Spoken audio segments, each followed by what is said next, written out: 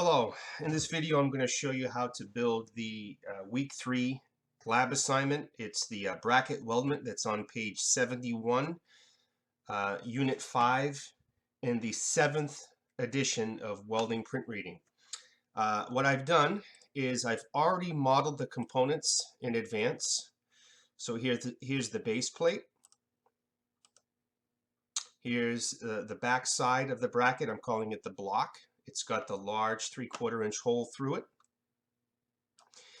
And then I've modeled the gusset, which is this triangular shape. And I used mid-plane when I extruded the gusset so that I could keep my sketch in the middle and keep my plane centered. The block was pretty straightforward. The sketch is a rectangle, and I used Hole Wizard to put a hole through it. And then the base plate, fairly straightforward. Rectangle, 4 holes using Hole Wizard. And I had to model each component so that when I build the assembly, the numbers on page 71 match up. So you do have to do a little bit of math for these components to get the dimensions to work correctly after it's assembled. So just keep that in mind. You are going to have to do a little bit of math to compensate for that. So now that I have all 3 components, this being the base plate is the first component that I want to insert into my assembly. So I'm going to go to my assembly. I have already adjusted my units, my drafting standard, and I have shown my origin. Remember, when you're inserting your first component, it's very important that you see your assembly origin. And now I'm going to insert the base plate into my assembly by bringing my cursor near the assembly origin until I see the double origin icon. And only then should you click. Next, I'm going to insert the block and place it over here. Floating in space, I'm going to use my assembly mates to make sure that it's in the correct position. So let's mate the bottom surfaces first. So the bottom surface of this to the top surface here. And let's do this face against this side face. And then let's do this front face against this front face. So it doesn't matter, in this example, it doesn't matter which surfaces you glue first. So if you use a different order of operations, that's fine, as long as it's fully defined and it's not moving. And last comes the gusset. I'm going to mate the bottom of the gusset, so the bottom face of the gusset to the top face of this part.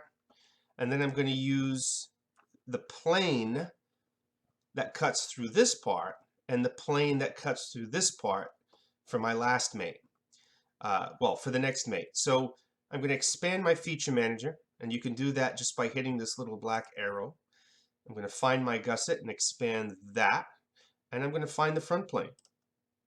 So you can see here in the Mate Selections dialog box, I have my front plane of the gusset selected. And I'm going to minimize this, and I'm going to grab the front plane of my assembly, and now it's perfectly centered. The only mate that I have to add is the one that prevents it from sliding left to right.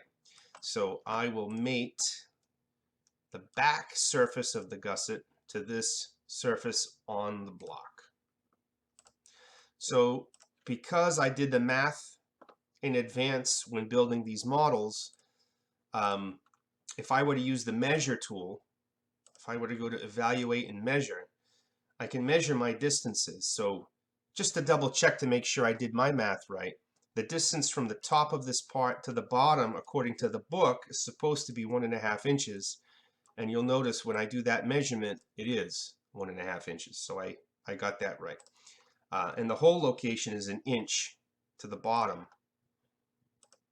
And my center distance is 1 inch. So I did that right as well. So that's good. So a couple of quick measurements just to make sure I did my math correctly. Now I'm going to add some fillet welds. If the plate thickness here is 1/4, I would say 1/8 inch welds all the way around would be sufficient. Remember, before you can visually see weld beads, you have to turn them on. So I'm going to go to the visibility eyeball and turn my weld beads on. On the assembly toolbar, I'm going to click Assembly Features, and then I'm going to click Weld Bead and start adding my weld beads. I'll select the base plate as my primary surface, and then I'll click in this second checkbox and choose this surface, and I'm going to click both sides so that it's going to add a fillet to the left and right side of my gusset, and the gusset size is 0.125. all right, so now I'm going to hit at the top here new weld path, and I'm going to do the same thing, but this time here for my initial selection, click in the second box, I'll click this surface, and both sides is selected. So now I've got a horizontal bead left and right of the gusset and a vertical bead left and right of the gusset. I'm going to hit new weld path, and I'll add my last one by choosing these two surfaces separately. And I'm going to uncheck both sides because we don't want to weld on the back side, at least not a fillet weld. So there we go. There it is. If I wanted to be really slick and help the welder out, I could physically cut a groove into this. This isn't part of your assignment. This is just something extra. This is something that I would do in industry. So I am going to draw a very crude triangle here, and ignoring the dimensions, I'm going to cut this groove right through both components.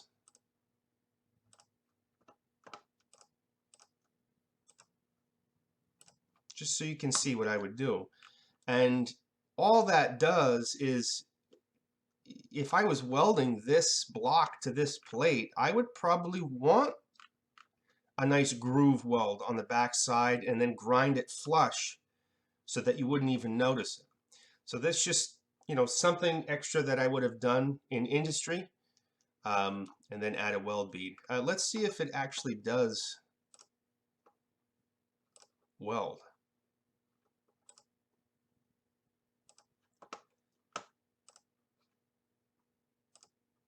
No, look at that. Not bad. Pretty cool. I would obviously, if I was in a machine shop, I would fill this with weld and grind it flush, but at least from a SolidWorks point of view, that looks pretty good. All right, and perfect time to click File, Save, and my assembly is saved.